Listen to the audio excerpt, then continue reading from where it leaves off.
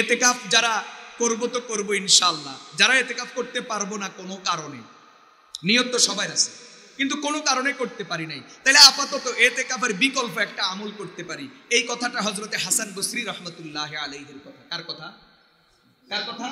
হযরতে হাসান বসরি রহমতুল্লাহ আলাইহি বলেন, লা আন আকজিয়া হাজাতান লিমুসলিমিন, কোন মুসলমানের একটা প্রয়োজন পুরা করে দেওয়া, কোন মুসলমানের একটা ঠেকা উদ্ধার করে দেওয়া, কোন মুসলমানের একটা ঠেকা দূর করে দেওয়া, আহাব্বু ইলাইয়া, এটা আমার কাছে প্রিয়, মিন আন উসাল্লিয়া আলফা রাকাতিন, 1000 রাকাত নফল নামাজ পড়ার চেয়েও একজন মুসলমানের খেদমত করা, মুসলমানের উপকার করা, মুসলমানের ঠেকা দূর করে দেওয়া, মুসলমানের প্রয়োজন পূরণ করা।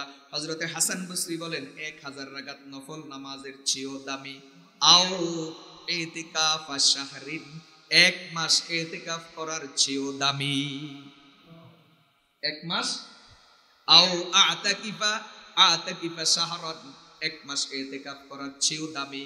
একজন মুসলমানের উপকার করা, মুসলমানের ঠেকা দূর করে দেওয়া, মুসলমানের খেদমত করতে পারা 1000 রাকাত নফল নামাজের চেয়েও দামি, 1 মাস ইতিকাফ করার চেয়েও দামি। আমরা ইতিকাফ করার নিয়ত করব। ইতিকাফ তো রমজানের শেষ দশকে করব, কিন্তু মনে মনে এই নিয়ত রাখবো, জীবনে যখনই সুযোগ হয়, যখনই সুযোগ পাই, মুসলমানের উপকার করব, কখনো ক্ষতি করব না।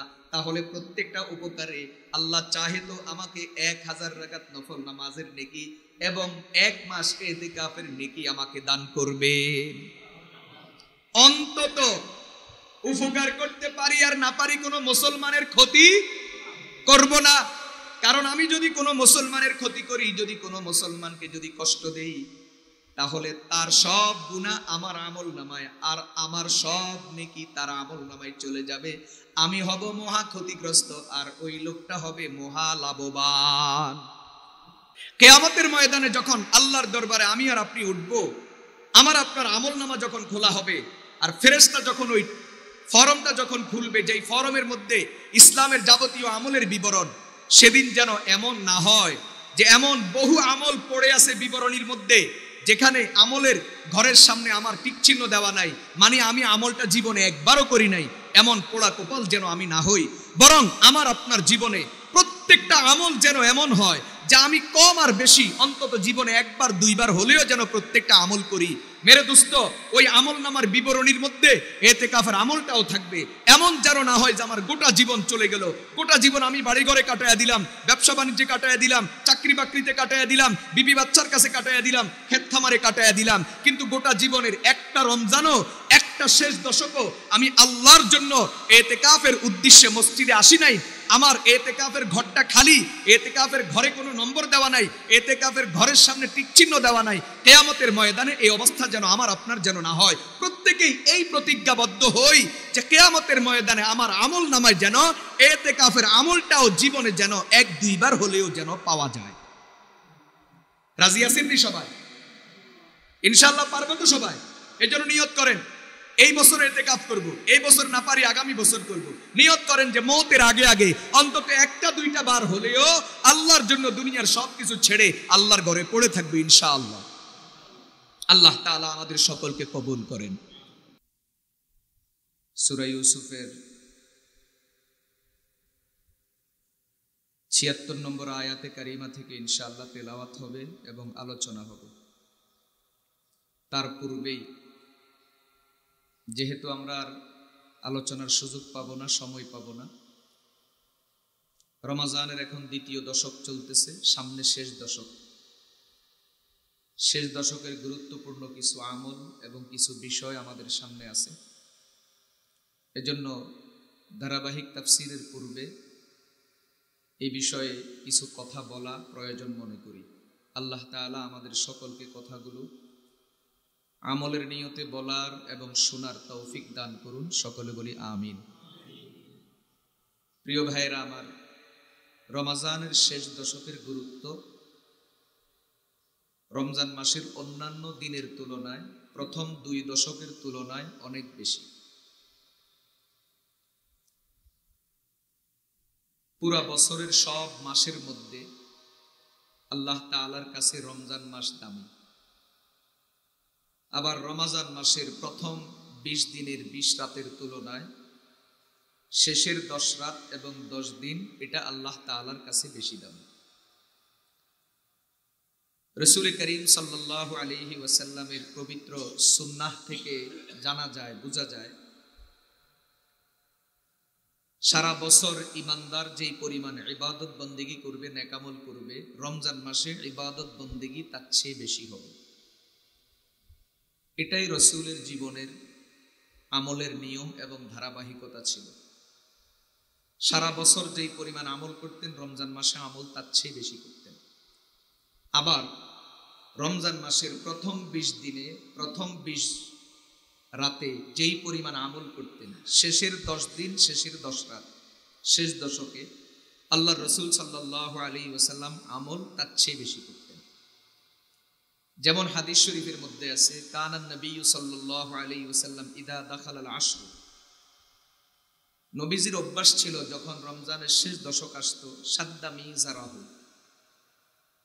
রাসূল কোমরে গামছা বাঁধতেন। যে কোনো কাজ ভালোভাবে করার জন্য, মজবুতভাবে করার জন্য, মানে যেই কাজ ধরলাম তো ধরলাম আর ছাড়বো না, এটা বোঝানোর জন্য গ্রামে ওই শব্দ ব্যবহার করে যে মাজায় গামছা বাঁধি নামছে। তো রাসূলের শেষ দশকের ইবাদতের অবস্থা এটা ছিল, সাদ্দা মিজারাহু, কোমর বাঁধতেন। ওয়া আহিয়া লাইলাহু, সারা রাত জাগ্রত থাকতেন। প্রথম 20 দিনে 20 রাতে যেই পরিমাণ আরাম করতেন, বিশ্রাম করতেন, শেষ দশকের রাতগুলিতে আরো কমায়া দিতেন, সারা রাত জাগন থাকতেন, এই পরিমাণ ইবাদত।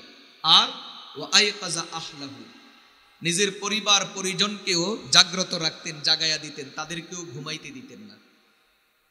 এই হাদিস থেকে স্পষ্ট বোঝা যায় যে রমজানের শেষ দশকের গুরুত্ব কত বেশি। প্রিয় ভাইয়েরা আমার, শরীয়তের গুরুত্বপূর্ণ একটা ইবাদত,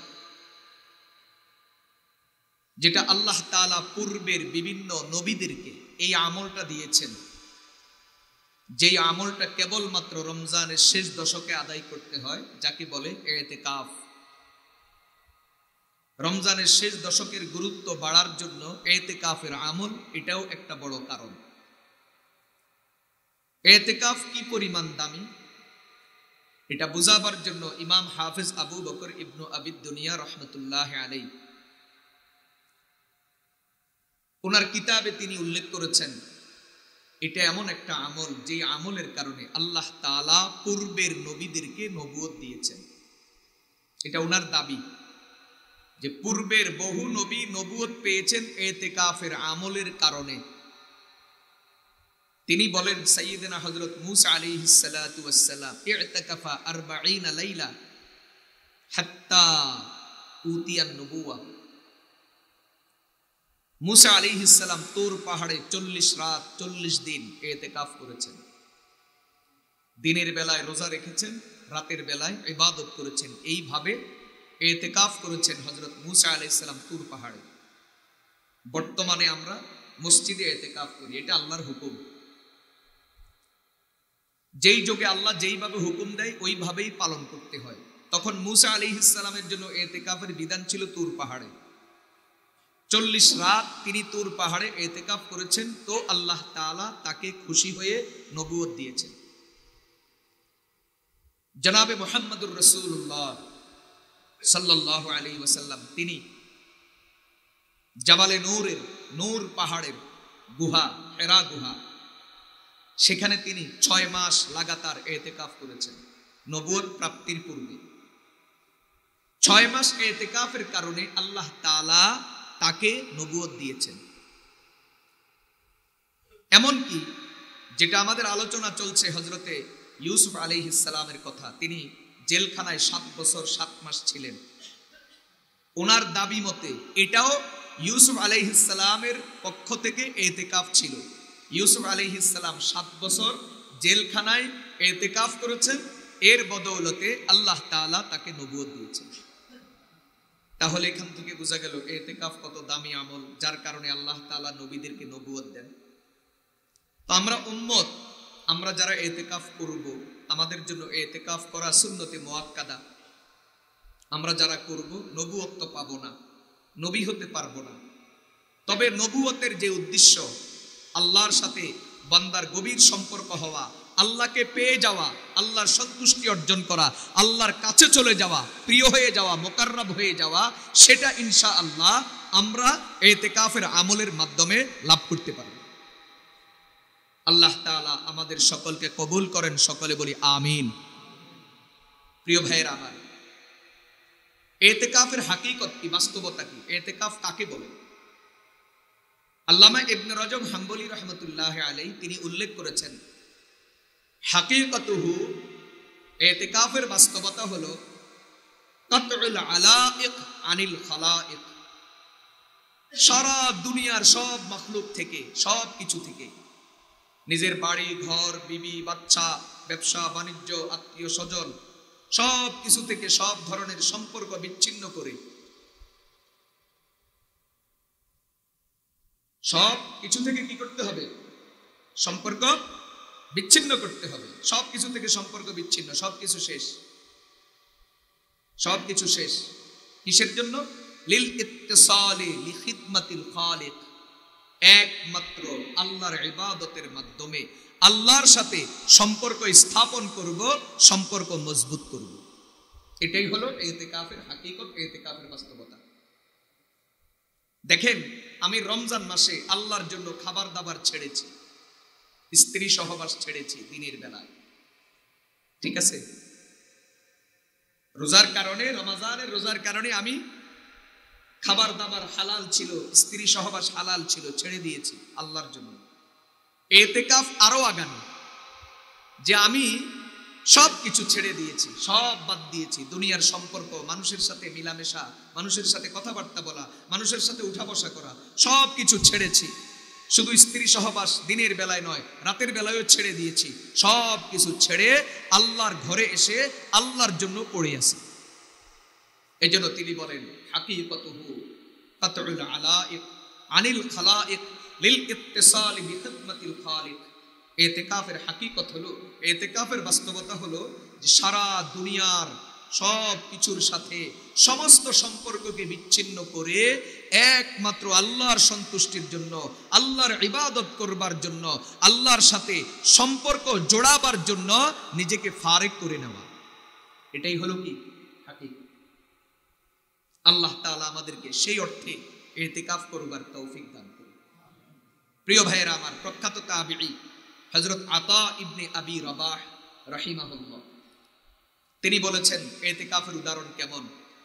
তিনি বলেন, মাসালুল মুতাকিফ কামাসালি রাজুলিন লাহু হাজাতুন ইলা আযীমিন ফাজালাসা আলা বাবিহি ওয়া ইয়াকুল লা আবরাহু হাত্তা তাকজিয়া হাজাতি ফাইনাল মুতাকিফ ইয়াজলিসু ফি বাইতিন মিন বুয়ুতিল্লাহ আর ওয়া ইয়াকুল লা আবরাহু হাত্তা ইয়াগফিরা লি। ইতিকাফকারী ব্যক্তির উদাহরণ কেমন? তিনি বলেন, ইতিকাফকারী ব্যক্তির উদাহরণ হলো, ইতিকাফকারী ব্যক্তির উদাহরণ হলো এমন ব্যক্তির ন্যায় যার রাজা বাদশার কাছে কোনো ঠেকা আছে, প্রয়োজন আছে, আর সে তার দাবি পূরণ করবার জন্য, প্রয়োজন পূরণ করবার জন্য বাদশার দরবারে পড়ে থাকে, অনশন করে, যেটাকে আমাদের দেশের ভাষায় কি বলে? অনশন বলে। যে পর্যন্ত আমার দাবি পূরণ বাদশা না করবেন ওই পর্যন্ত আমি বাদশার দরবার ছাড়বো না।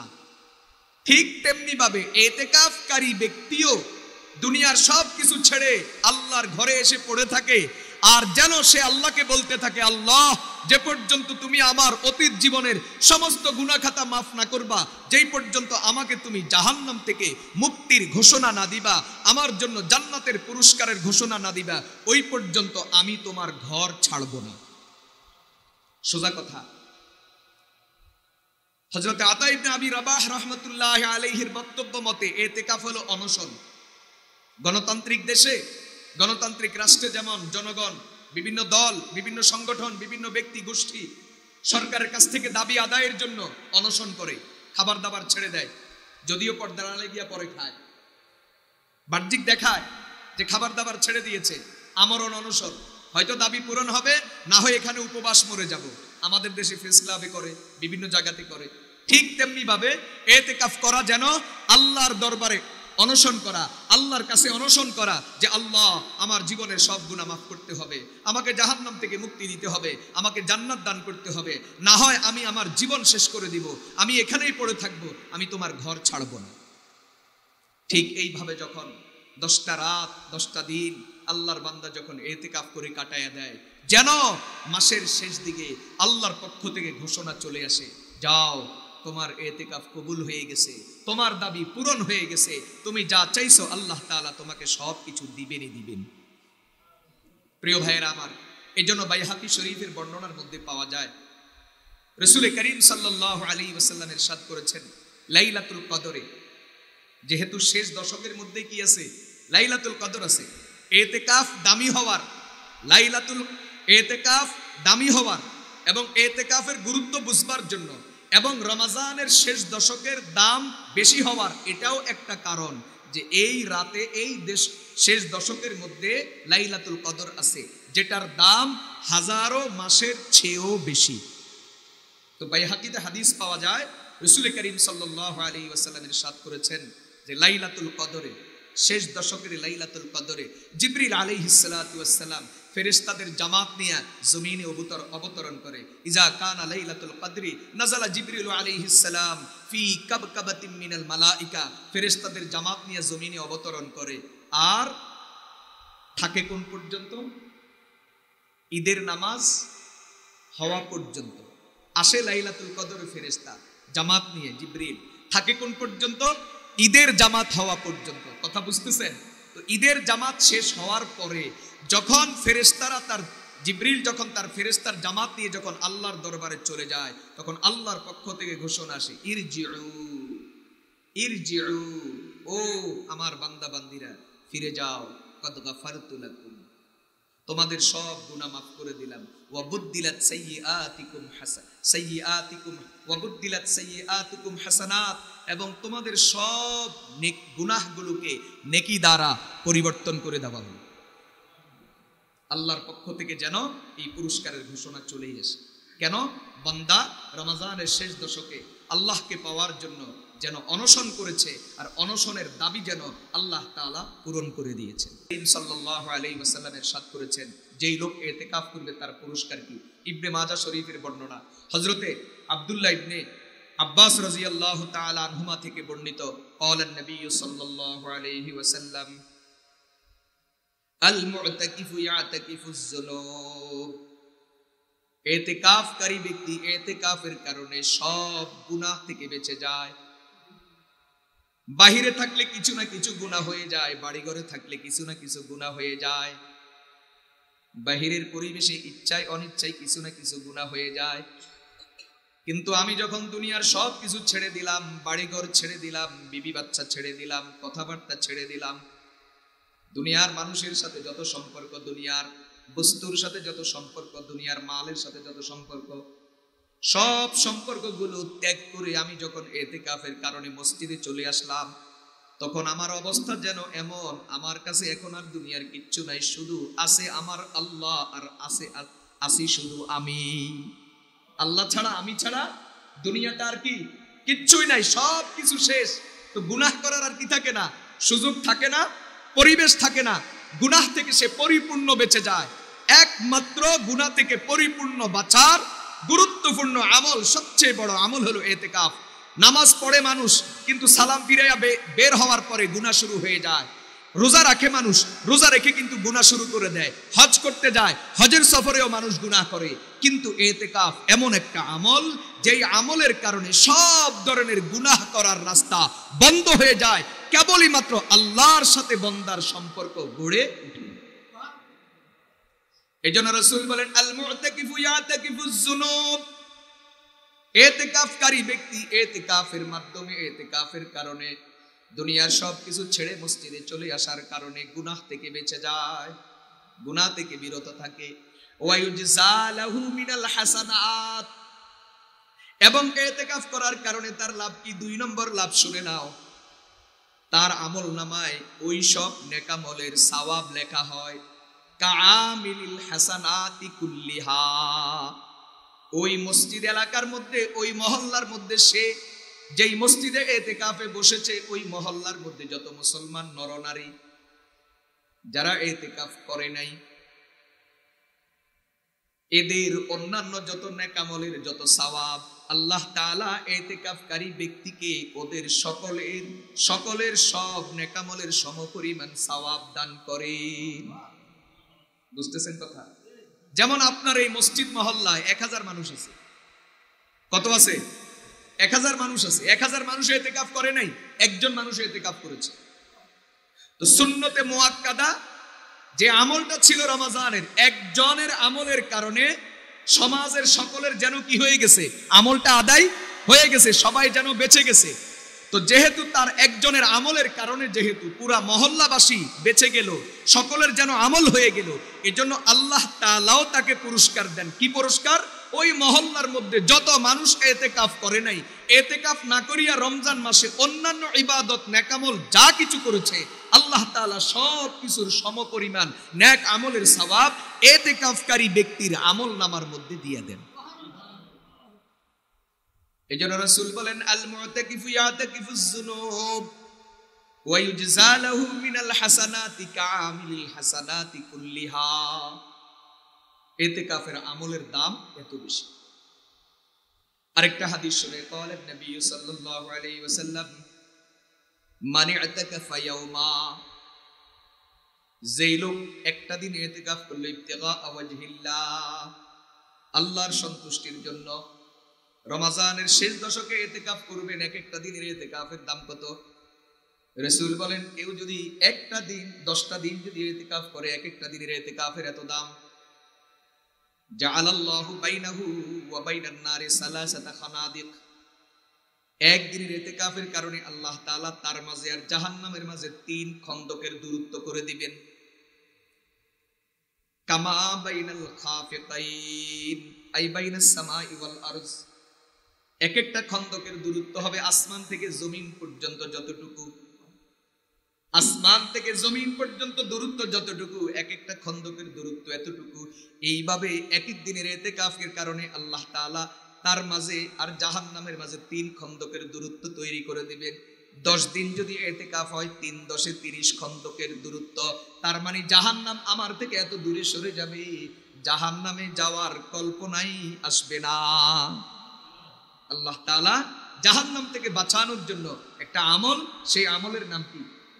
এতেকাফের আমল। আল্লাহ তাআলা আমাদের সকলকে আমলটা করার তৌফিক দান করুন।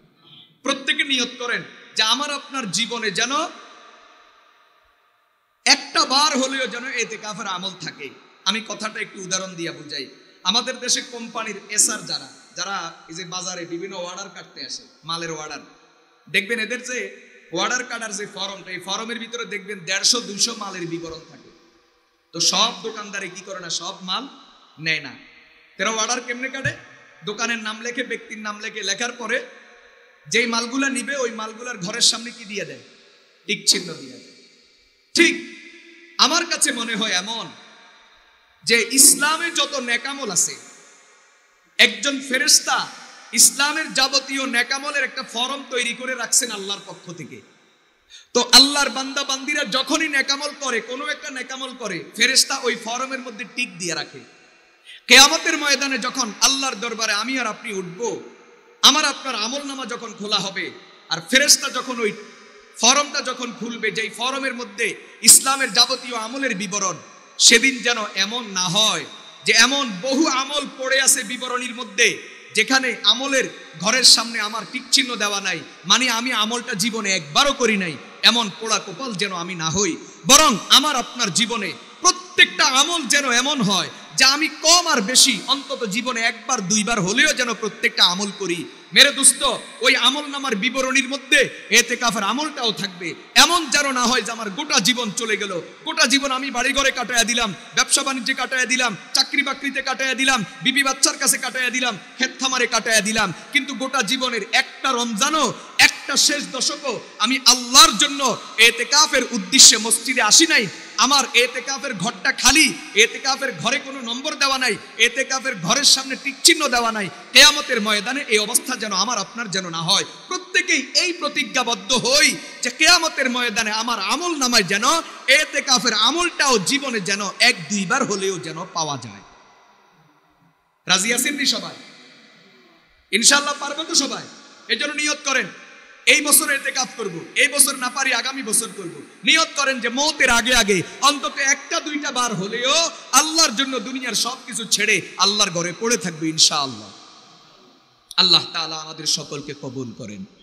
প্রিয় ভাইয়েরা আমার, ইতিকাফ যারা করব তো করব ইনশাআল্লাহ, যারা ইতিকাফ করতে পারবো না কোনো কারণে, নিয়ত তো সবাই আছে কিন্তু কোনো কারণে করতে পারি নাই, তাহলে আপাতত ইতিকাফের বিকল্প একটা আমল করতে পারি। এই কথাটা হযরতে হাসান বসরি রাহমাতুল্লাহ আলাইহির কথা। কার কথা? কার কথা? হযরতে হাসান বসরি রাহমাতুল্লাহ আলাইহি বলেন, লা আন আকজিয়া হাজাতান লিমুসলিমিন, কোন মুসলমানের একটা প্রয়োজন পুরা করে দেওয়া, কোন মুসলমানের একটা ঠেকা উদ্ধার করে দেওয়া, কোন মুসলমানের একটা ঠেকা দূর করে দেওয়া, আহাব্বু ইলাইয়া, এটা আমার কাছে প্রিয়, মিন আন উসাল্লিয়া আলফা রাকাতিন, 1000 রাকাত নফল নামাজ পড়ার চেয়েও একজন মুসলমানের খেদমত করা, মুসলমানের উপকার করা, মুসলমানের ঠেকা দূর করে দেওয়া, মুসলমানের প্রয়োজন পূরণ করা। হযরতে হাসান বসরি বলেন 1000 রাকাত নফল নামাজের চেয়েও দামি। আও ইতিকাফ শাহরিন, 1 মাস ইতিকাফ করার চেয়েও দামি। 1 মাস, আও আতাকিফা শাহরান, 1 মাস ইতিকাফ করার চেয়েও দামি। একজন মুসলমানের উপকার করা, মুসলমানের ঠেকা দূর করে দেওয়া, মুসলমানের খেদমত করতে পারা 1000 রাকাত নফল নামাজের চেয়েও দামি, 1 মাস ইতিকাফ করার চেয়েও দামি। আমরা ইতিকাফ করার নিয়ত করব। ইতিকাফ তো রমজানের শেষ দশকে করব, কিন্তু মনে মনে এই নিয়ত রাখবো, জীবনে যখনই সুযোগ হয়, যখনই সুযোগ পাই, মুসলমানের উপকার করব, কখনো ক্ষতি করব না। তাহলে প্রত্যেকটা উপকারে আল্লাহ চাহে তো আমাকে 1000 রাকাত নফল নামাজের নেকি এবং 1 মাস ইতিকাফের নেকি আমাকে দান করবে। অন্তত উপকার করতে পারি আর না পারি কোনো মুসলমানের ক্ষতি করব না। কারণ আমি যদি কোনো মুসলমানের ক্ষতি করি, যদি কোনো মুসলমানকে যদি কষ্ট দেই, তাহলে তার সব গুনাহ আমার আমল নামায় আর আমার সব নেকি তার আমল নামায় চলে যাবে। আমি হব মহা ক্ষতিগ্রস্ত আর ওই লোকটা হবে মহা লাভবান। আল্লাহ তাআলা আমাদেরকে হেফাজত করেন। প্রিয় ভাইয়েরা আমার, ইতিকাফ যারা করবে এদেরকে আল্লাহ তাআলা আরো একটা দামি জিনিস দান করবেন, সেটা হলো লাইলাতুল কদর তারা পেয়ে যাবে ইনশাআল্লাহ। ইতিকাফ যারা করবে তারা লাইলাতুল কদর কি পেয়েই যাবে।